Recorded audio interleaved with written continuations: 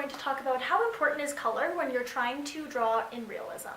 When the time comes to start a new project, one of the biggest stressors for artists is color. How do I know what colors to use? Which color matches my reference photo better? Which one will help this subject look more realistic? Well, don't worry, I'm going to tell you something that will take away all those fears. Color isn't that important. When you're trying to draw something realistically, matching your colors to your reference photo is the last thing you need to worry about. For example, I'm going to show you guys my most recent drawing I did of a barn owl next to the reference photo, and you can see that there are significant color differences between the two. In fact, for the shadows on my owl, instead of using a dark brown or a black, I used ultramarine blue. The owl obviously doesn't have ultramarine blue feathers, but I decided to use that color because I used a lot of ultramarine and blue hues in my background, and it really helped the owl look like it belonged as opposed to something that had just been cut and pasted on top, which is how I made the reference photo in Photoshop.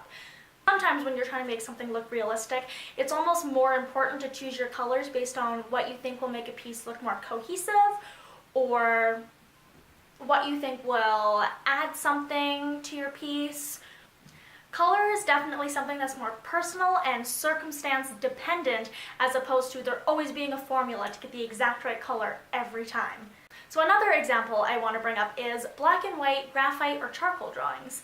You can draw something in black and white or charcoal and it still looks realistic, even though there's no color at all. So that just goes to show, how important is color really then if you can draw something in black and white and still have it look realistic? Now that we've cleared the air about how unimportant color really is, you might be asking, how does something look realistic then if color doesn't matter? Well, there's three main things you need to consider when you're trying to draw something realistically.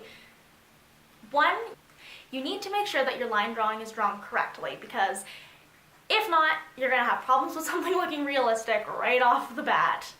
Especially if it's wildlife, because then its anatomy won't be correct and that's a real problem.